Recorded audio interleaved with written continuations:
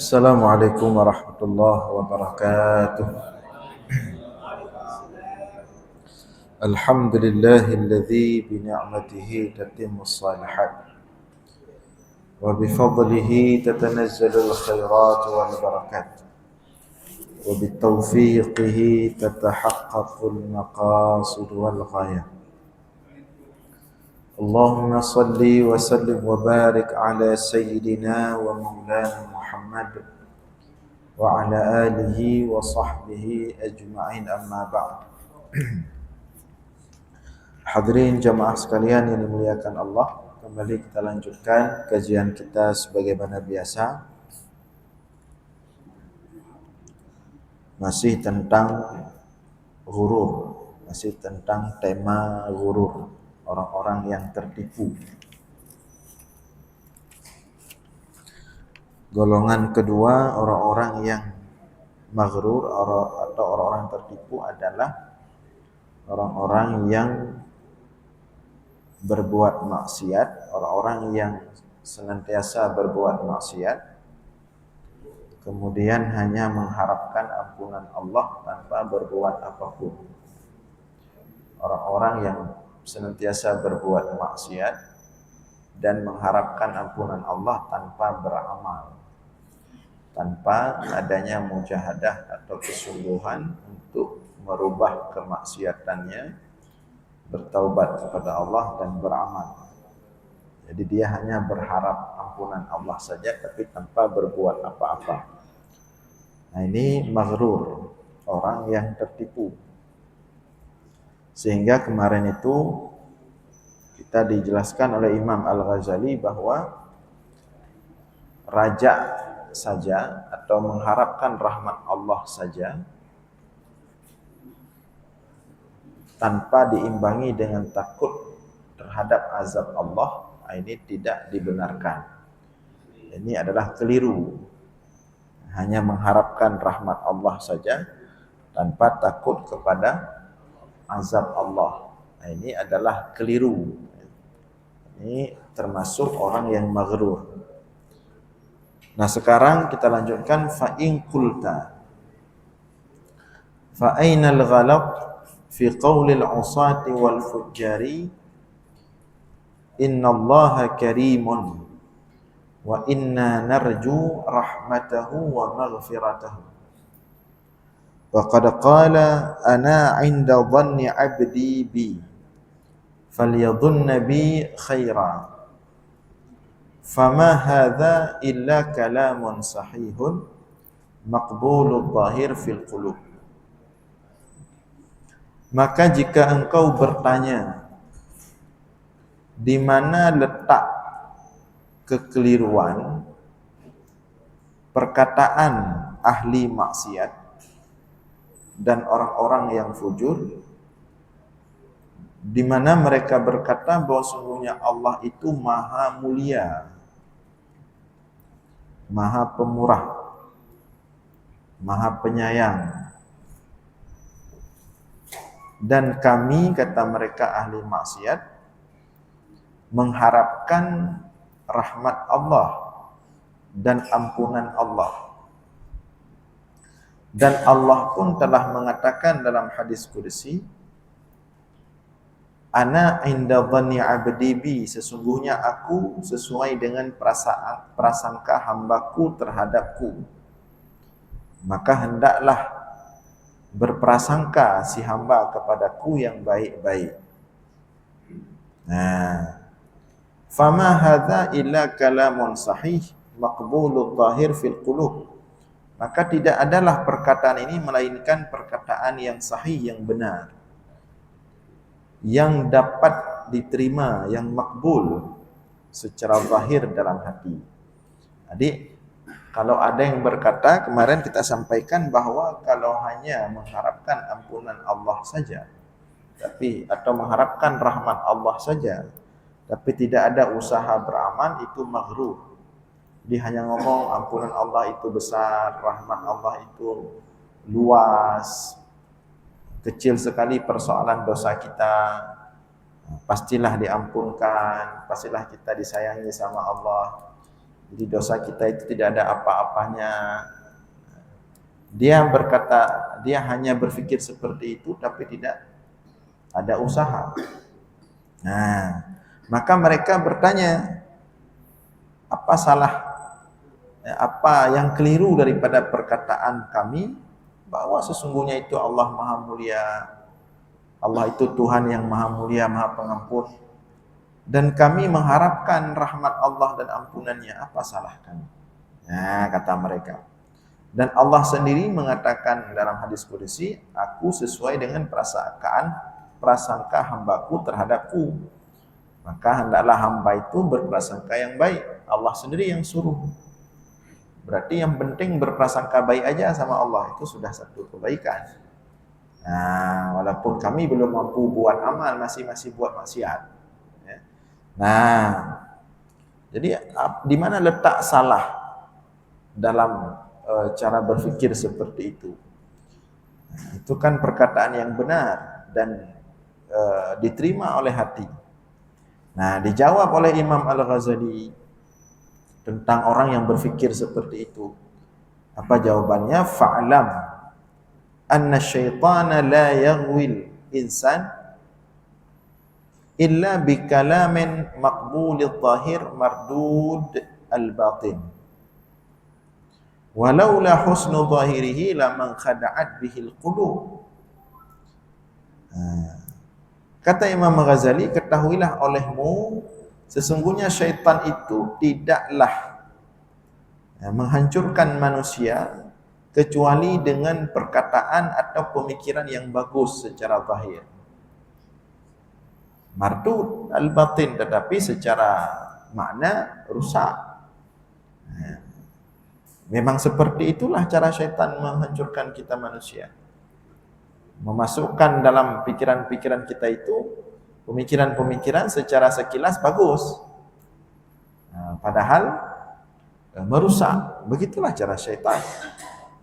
Walaula husnu zahirihi laman khada'at bihil qulub. Seandainya tidak bagus, tidak indah secara zahirnya, maka tidak akan banyak hati yang tertipu. Tapi pada faktanya banyak manusia tertipu dengan godaan syaitan karena menganggap secara zahir itu adalah baik. Makanya banyak orang, makanya disebut maghrur.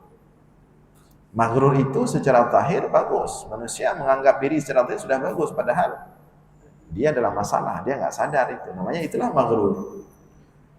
Kalau dari kulitnya sudah nampak tidak bagus, itu bukan maghrur namanya, memang sudah terdeteksi.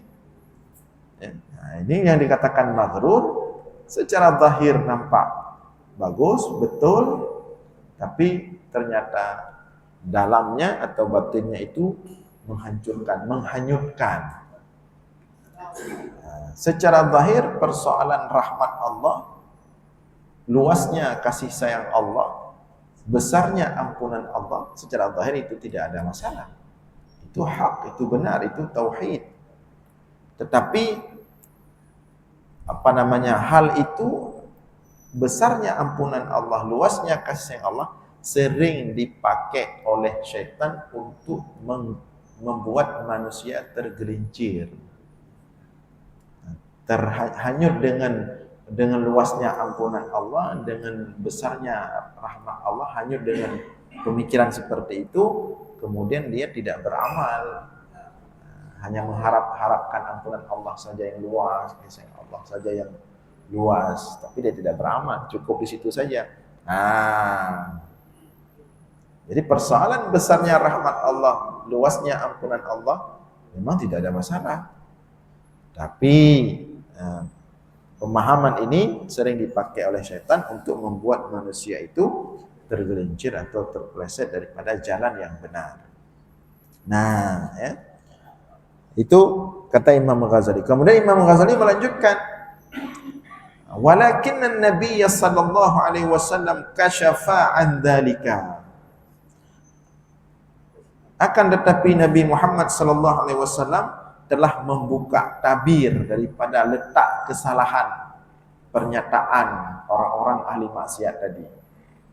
Ahli maksiat, kalau bicara rahmat Allah paling jago. Ya. Maka Rasulullah membuka tabir letak kesalahan mereka. Rasulullah mengatakan dalam sebuah hadis, al-qaisu man dana nafsahu wa amila lima ba'dal maut, wal ahmaq man atba'a nafsahu hawaha wa tamanna 'ala Allah. Orang cerdas adalah orang yang mengendalikan nafsunya dan bersungguh-sungguh beramal untuk setelah kematian. Itu orang cerdas. Menundukkan nafsunya, melawan dirinya, kemudian bersungguh-sungguh beramal untuk bekal setelah kematian. Itu orang cerdas. Wal ahmaq, sebaliknya orang yang bodoh, orang yang terus memperturutkan nafsunya dan berangan-angan mendapatkan ampunan Allah. Nah, kan ini langsung pas sekali ini keterangan Rasulullah, hadis Rasulullah ini untuk orang yang tadi. Jadi ada dua golongan manusia dalam hadis ini. Pertama, disebut Rasulullah dengan orang yang cerdas, orang yang senantiasa melawan nafsunya, menundukkan nafsunya, bersungguh-sungguh beramal saleh untuk bekal setelah kematian. Kemudian ada orang satu lagi, al-ahmaq, orang yang bodoh, terus memperturutkan nafsunya, melakukan maksiat, tapi berangan-angan kepada ampunan dan rahmat Allah. Berarti orang yang terus berbuat maksiat, sedangkan sambil terus dia berbuat maksiat, terus dia berbicara besarnya rahmat ampunan Allah, ini bukan pembicaraan besar rahmat dan ampunan Allah. Dia bukan sedang berharap rahmat dan ampunan Allah, dia hanya berangan-angan saja. Nah, tamanni namanya, berangan-angan.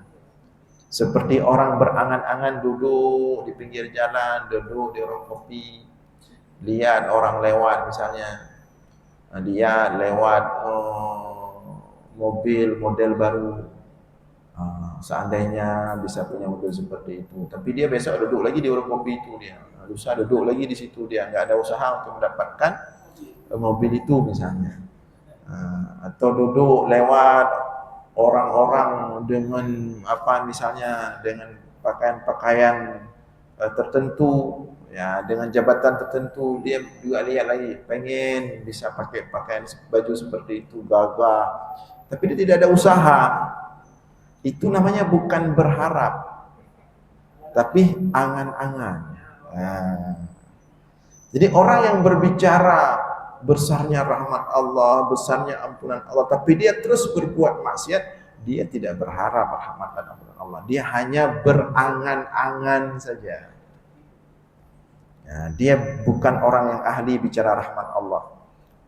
Nah, itu langsung jawabannya dari Rasulullah Sallallahu Alaihi Wasallam. Jadi tidak ada arti bicara rahmat Allah luas, ampunan Allah besar, tapi tidak membuat kita kemudian merubah diri, bertaubat kepada Allah dan bersungguh-sungguh untuk memperoleh rahmat dan ampunan itu. Tidak ada arti kalau tanpa itu. Nah, itu hanya angan-angan belaka. Itu bukan raja namanya. Bukan orang yang betul-betul mengharapkan rahmat dan ampunan Allah, bukan raja namanya. Tapi itu tamanni. Arti tamanni adalah berangan-angan. Nah, maka ini penting di sini. Kuncinya Imam Al-Ghazali ingin membedakan mana orang yang betul-betul ada raja pada dirinya, makna raja betul-betul mengharapkan ampunan dan rahmat Allah, mana orang yang cuman tamanni atau berangan-angan. Nah, ini kita harus lihat diri kita. Ini bukan untuk lihat orang lain ya, ini untuk lihat diri kita. Artinya apakah kita sudah betul-betul berada di posisi raja? Arti raja betul posisi orang mengharapkan ampunan dan rahmat Allah. Orang-orang yang betul-betul yakin bahwa ampunan dan rahmat Allah itu melebihi murka dan amarahnya Allah. Nah, apakah betul-betul itu atau hanya sekedar bukan raja tapi tamanni angan-angan? Karena makam raja ini makam yang sangat istimewa sekali. Bukan makam sembarangan, makam raja ini makam sudah sampai pada titik betul-betul meyakini rahmat Allah, ampunan Allah sangat luas, sangat besar, itu makam mulia. Tetapi ingat, makam ini sering dipakai oleh syaitan untuk membuat manusia tertipu. Manusia itu menjadi maghrur ketika ditempatkan tidak pada tempatnya. Namanya raja tapi padahal angan-angan. Nah, wa hadza huwal mutamanni 'ala Allah Ta'ala, ghayyara syaitan ismahu fasammahu raja hatta khada'a bihil juhal. Ini yang disebut oleh Rasulullah yang kedua tadi, memperturutkan hawa nafsunya terus, tapi mengharapkan ampunan Allah, rahmat Allah, tapi nafsunya terus jalan, diperturutkan. Hadza huwal mutamanni 'ala Allah, ini adalah mutamanni 'ala Allah, orang yang hanya berangan-angan kepada Allah.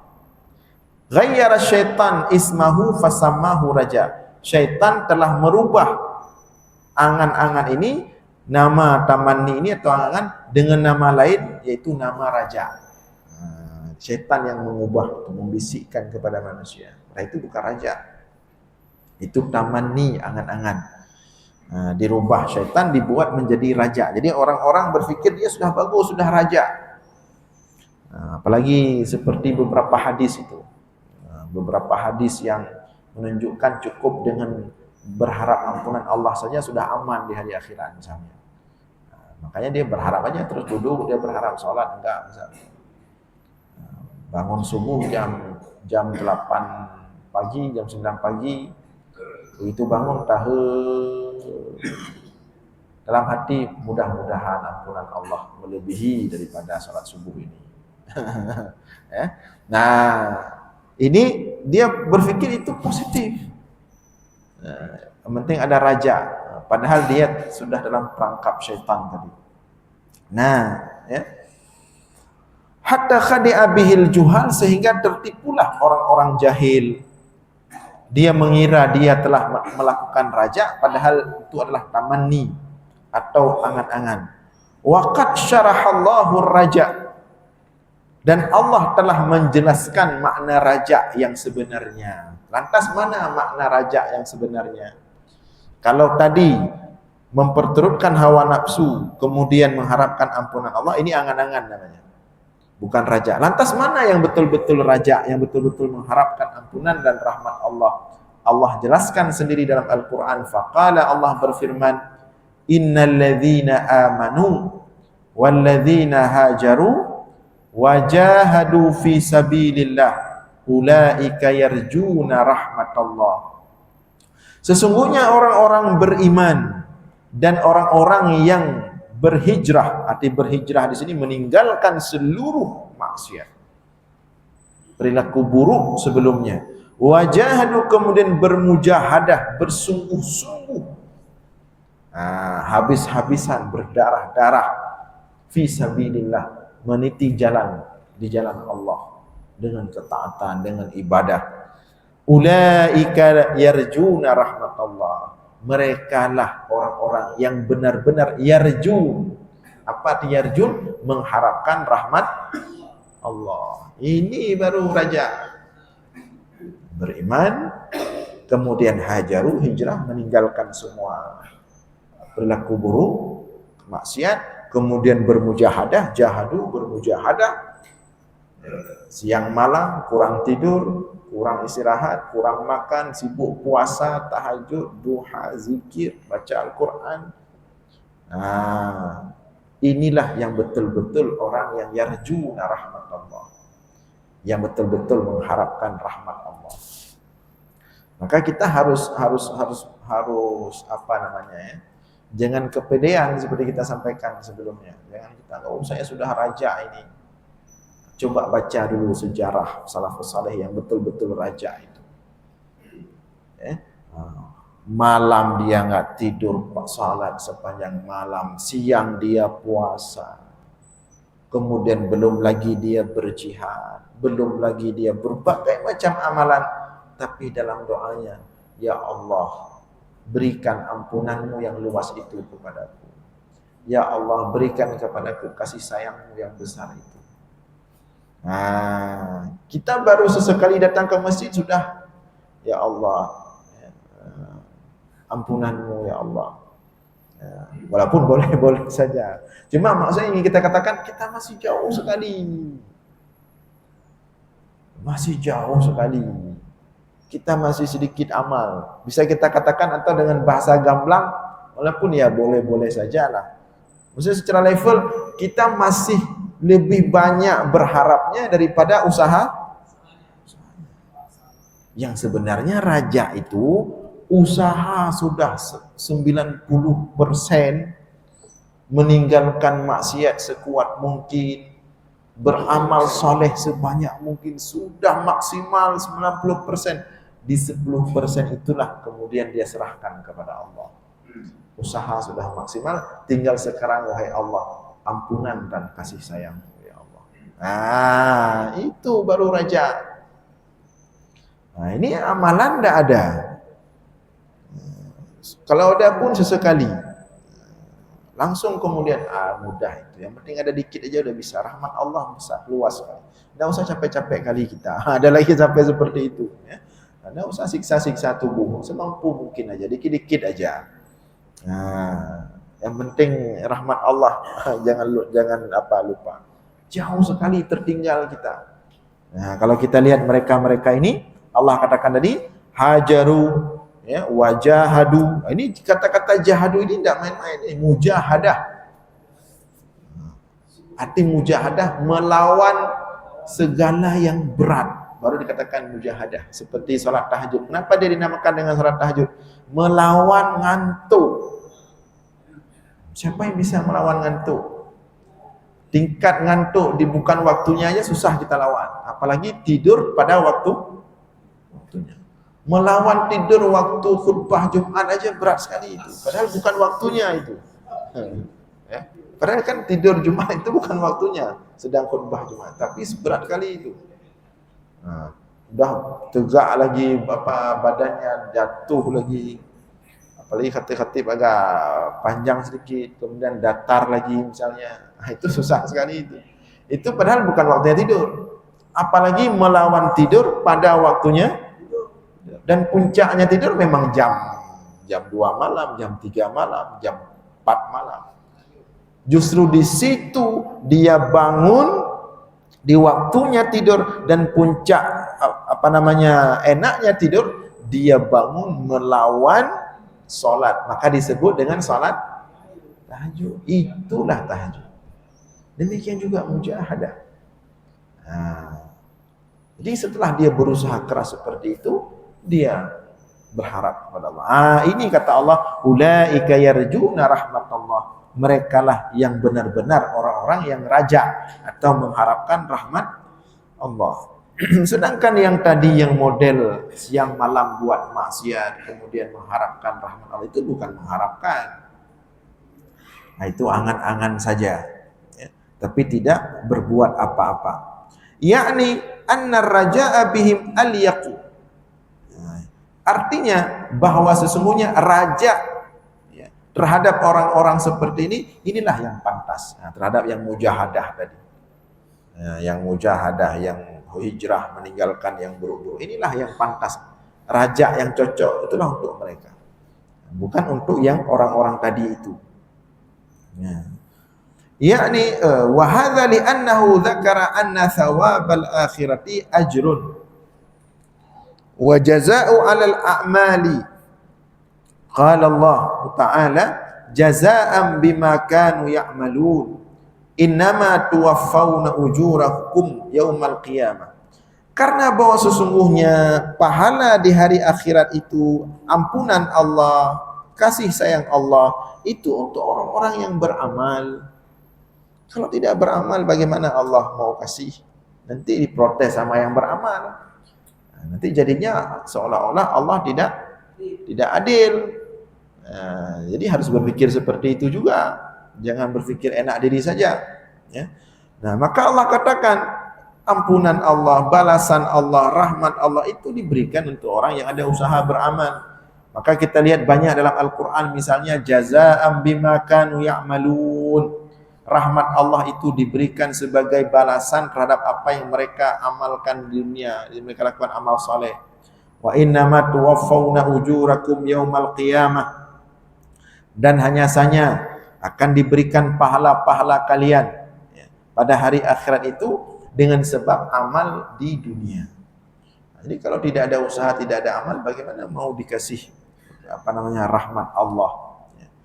Afatara, di sini diberikan contoh oleh Imam Al-Ghazali, afatara anna man istajara ala islahi awani wa syurrita lahu ujratun 'alaiha wa kana syaritu kariman yafi bil wa'di mahma wa'ada wa la yukhlifu bal yazid faja'a al ajiru wa kasara al awani wa afsada jami'aha thumma yajalasa yantadhiru al ajra wa yaz'amu anna al mustajir karimun.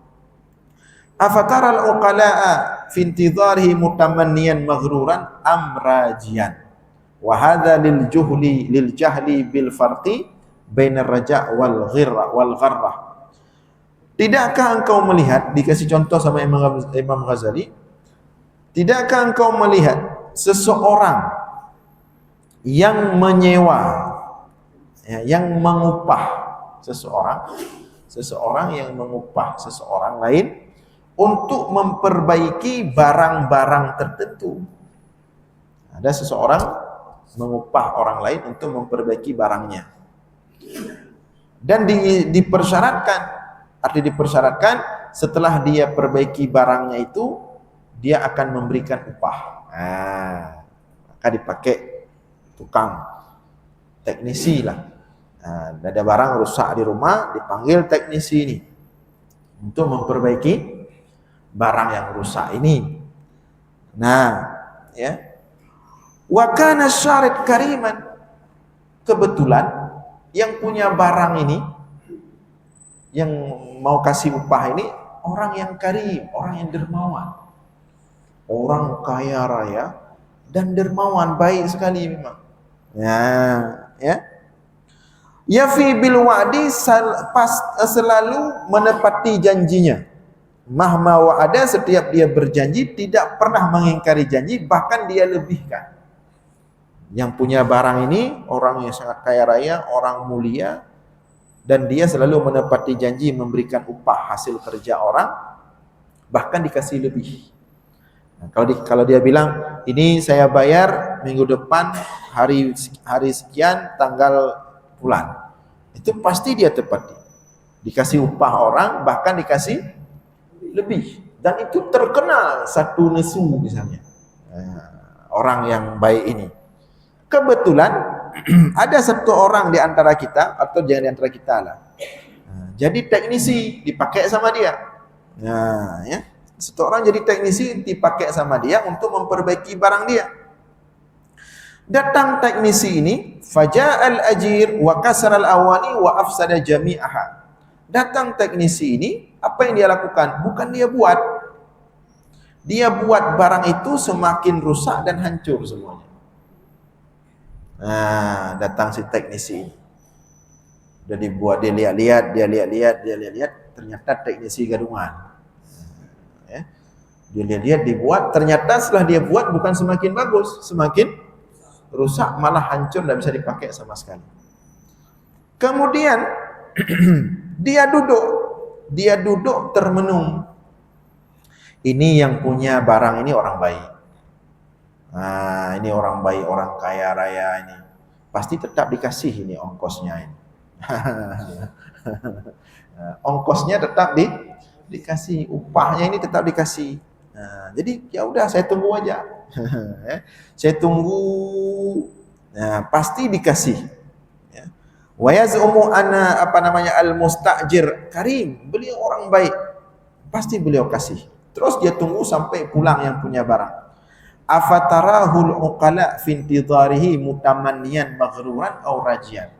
Menurut kita yang berakal, si teknisi ini sedang mengharapkan kebaikan si yang punya barang atau sedang tertipu dengan dirinya sendiri? Kalau kita yang punya barang, bagaimana kira-kira? Kita baik sekali misalnya, apakah tetap akan senyum juga? Oh, kamu tetap ambil ongkos ini ya, lebih lagi. Tidak mungkin. Itulah perumpamaan tadi. Orang yang berharap ampunan Allah, rahmat Allah, tapi tidak beramal, tidak sholat, jangankan yang sunat, yang wajib pun tidak jalan. Sholat tidak, ibadah tidak. Paling-paling sekali setahun sekali waktu musim maulid saja, mana bisa. Dengan alasan saya setiap musim maulid ada satu hidang untuk menasah. Dengan demikian nggak bisa. Bagaimana mau? Ya, kita saja nggak bisa menerima itu. Nah, itu justru seperti dikatakan sebelumnya, justru bisa bermakna merendahkan Allah. Justru nilai kebesaran Allah itu begitu rendah di mata orang yang berpikir seperti itu. Dia hanya berharap-harap ampunan Allah, tidak mau beramal. Justru dia telah merendahkan Allah.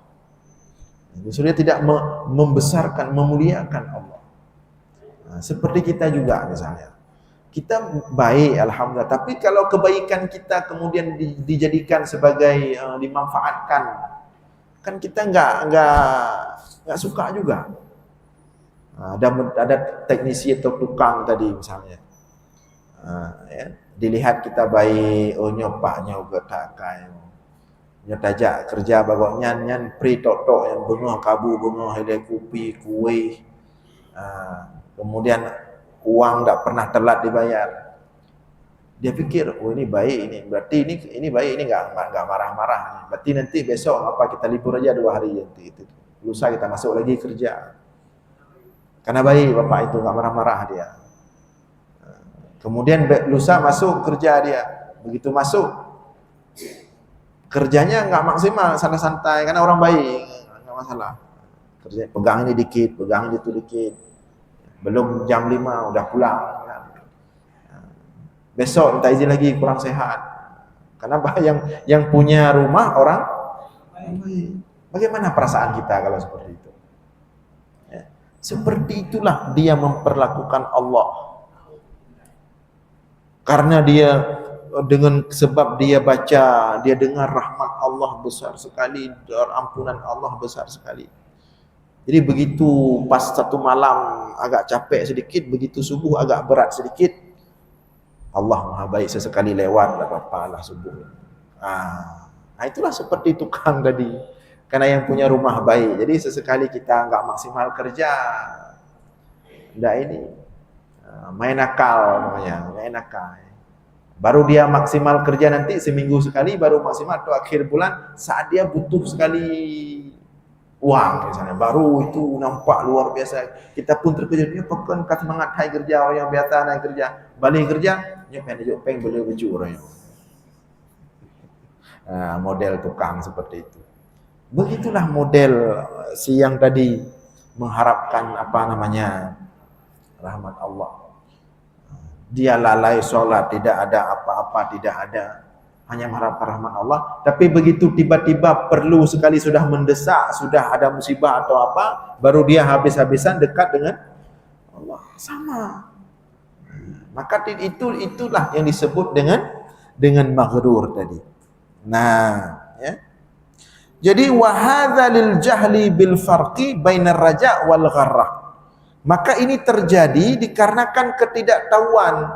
Kenapa hal seperti ini bisa terjadi pada seseorang? Karena dia tidak tahu antara beda orang yang betul-betul raja dengan orang-orang yang maghrur. Dia berpikir dia sudah raja padahal dia maghrur.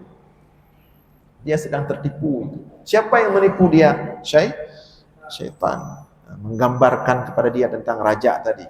Seolah-olah itu raja, padahal itu adalah angan-angan. Nah, jadi itu bagi orang yang berpikir atau yang menyangkal ya, tentang kan tidak apa-apa, rahmat Allah memang besar sekali. Jadi walaupun kita ahli maksiat, tetap mengharapkan rahmat Allah saja. Walaupun tidak buat amal apapun. Itu jawaban daripada Imam Ghazali. Jadi tidak semudah itu juga. Walaupun besar sekali rahmat Allah, luas sekali ampunan Allah, tapi tidak bisa diremehkan seperti itu. Dia ada tempatnya. cara kita memahami rahmat Allah, cara kita memahami raja terhadap rahmat Allah dan ampunan Allah. Maka berikutnya Imam Al-Ghazali menjelaskan, fa in qulta fa aina madhannatar raja wa mawdi'ahu al-mahmud fa'lam annahu mahmudun fi mawdi'aini. Jika engkau bertanya lantas di mana posisi raja yang tepat itu. Jadi kita sudah tahu makna raja. Nah, sekarang bagaimana kita menempatkan raja itu pada posisi yang tepat? Nah, ya. Fa'lam, maka ketahuilah olehmu annahu mahmudun fi mawdi'aini, bahwa sesungguhnya raja itu baru betul-betul terpuji, baru betul-betul indah fi mawdi'aini, pada dua tempat. Nah, ini harus kita tahu.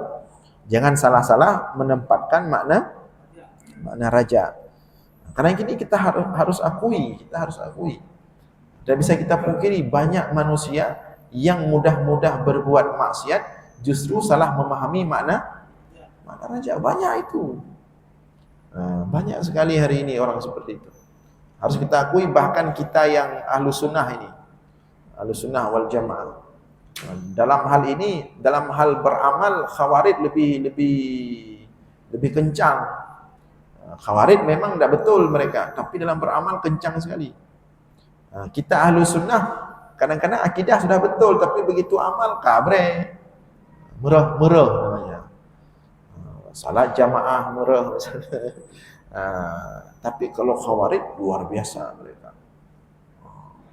Mereka itu totalitas dalam beramal, cuman darah kaum muslimin juga mereka halalkan. Nah, itu yang berat kita, ya. Mudah menghalalkan darah sesama kaum muslimin. Tapi amal mereka luar biasa. Hana dia angin becubi. Betul-betul luar biasa. Kita Ahlussunnah kadang-kadang di bidang ini, karena raja terlalu tinggi tadi, tidak seimbang dengan azab, akhirnya agak berea dalam beramal. Makanya ada pernyataan, sampai banyak kita dapatkan pernyataan itu. Kenapa ya berat-berat dah, becu-becu dah. Kepa apa-apa dro. Rahmat Allah raya dah. Itu pernyataan-pernyataan yang mengarah ke maghrur, itu hati-hati. Maka dijelaskan di sini dua tempat baru raja itu terpuji. Ahaduhuma fi haqqil 'asi al-munhamik idza khatarat lahu taubah faqala lahu syaitan wa anna tuqbalu taubatuka fayuqnituhu min rahmatillahi ta'ala fayajibu 'inda hadza ayyuqmi'al qunut birraja wa yatadhakkar innallaha yaghfiru dzunuba jami'an wa annallaha karimun yaqbalu taubata an ibadihi wa anna taubata ta'atun tukaffiru dzunuba. Yang pertama, tempat yang seharusnya ditempati oleh raja itu, kita tempatkan raja itu adalah pada orang yang ahli maksiat, yang sudah tenggelam dalam maksiat. Ahli maksiat yang sudah tenggelam dalam maksiat hingga terbersit dalam hatinya. Ahli maksiat yang sudah tenggelam dalam maksiat hingga terbersit dalam hatinya yang dibisikkan oleh syaitan, wa anna tuqbalu taubatuka, tidak mungkin lagi Allah menerima taubatmu.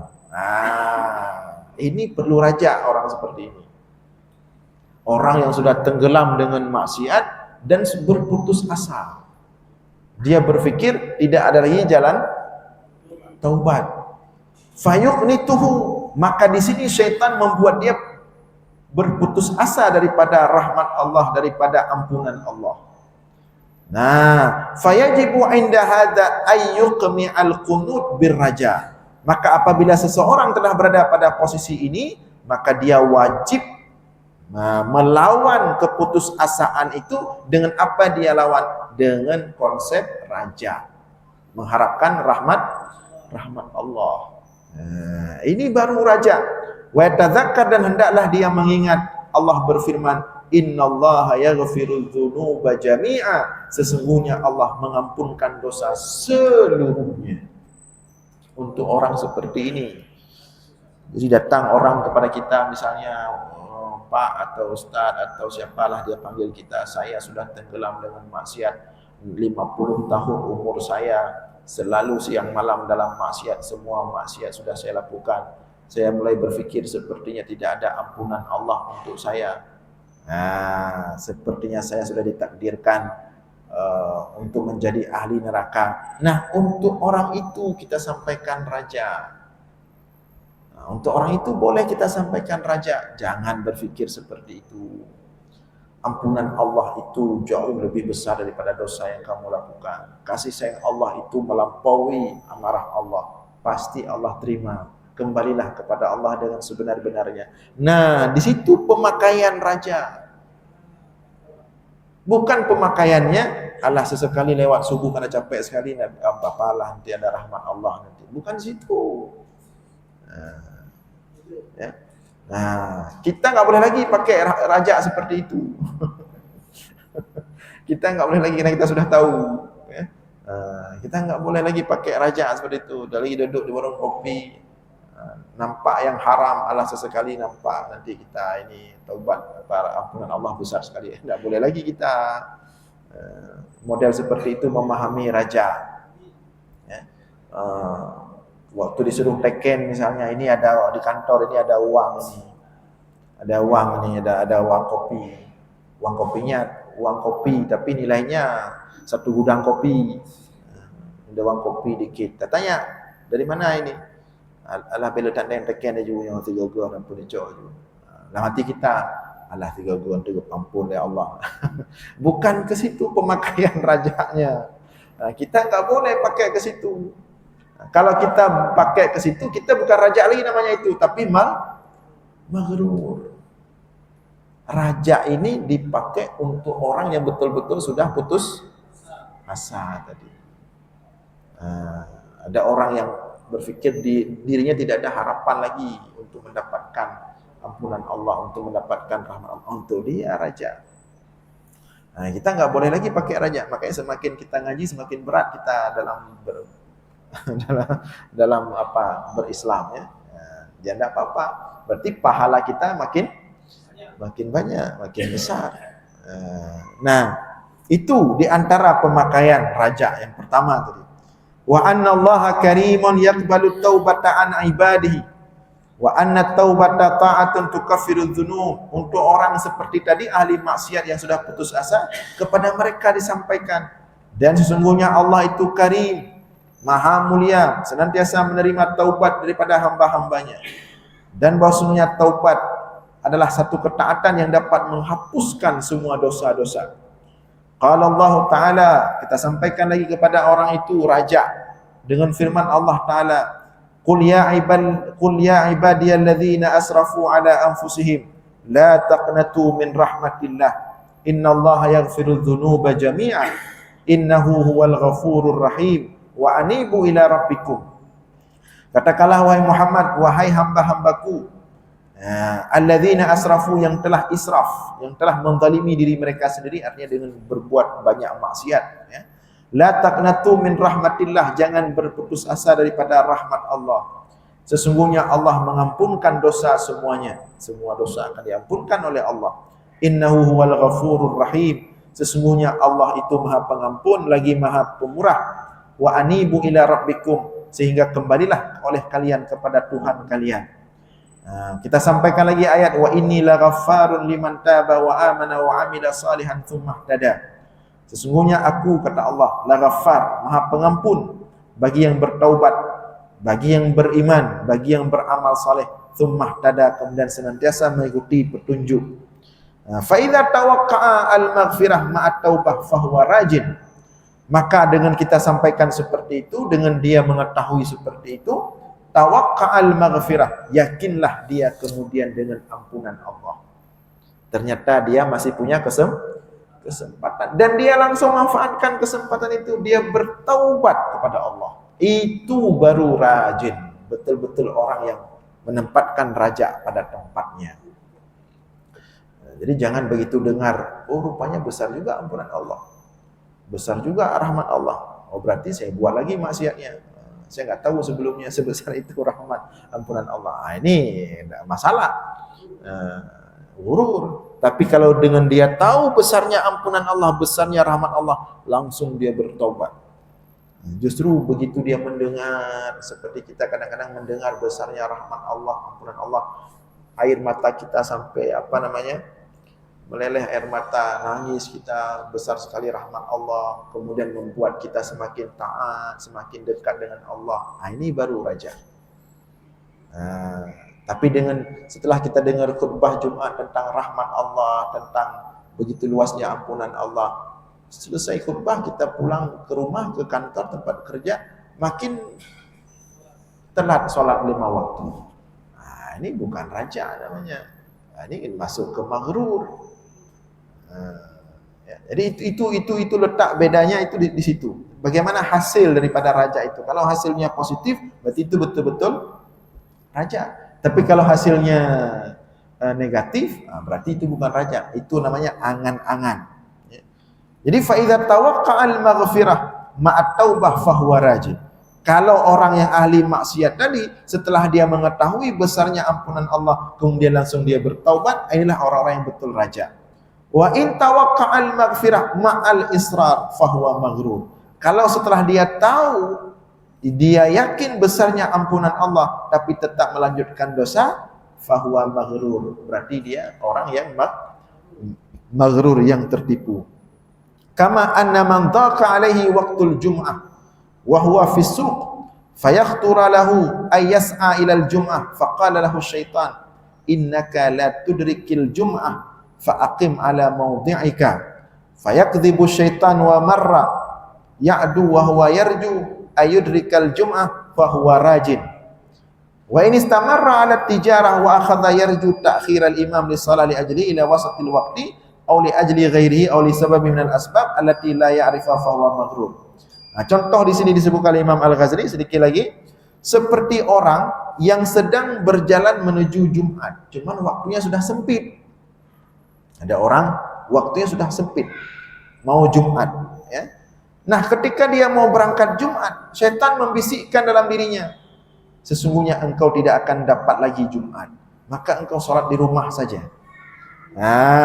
Ya, maka syaitan menipunya. Ya. Wa marra ya'du wa huwa yarju ayudrikal jum'ah fa huwa rajin, tetapi orang ini tetap berangkat pergi Jumat. Dapat enggak dapat Jumat tetap berangkat. Bisikan syaitan tadi, enggak usah lagi pergi, ini sudah telat, pasti enggak dapat lagi. Enggak dia dengar. Dia tetap pergi, walaupun sampai ke sana ternyata betul-betul tidak lagi dapat. Inilah raja. Sebaliknya ada orang yang tidak melanjutkan perjalanan Jumat, tetap lanjut jualan, karena kalaupun pergi Jumat sudah telat, tak mungkin dapat lagi. Cuman dia berharap, bagaimana mau kita buat wate katelat hati di, penting kalau tahu usaha, tanah ejak mah nak aja apa katelat. Ini maghrur.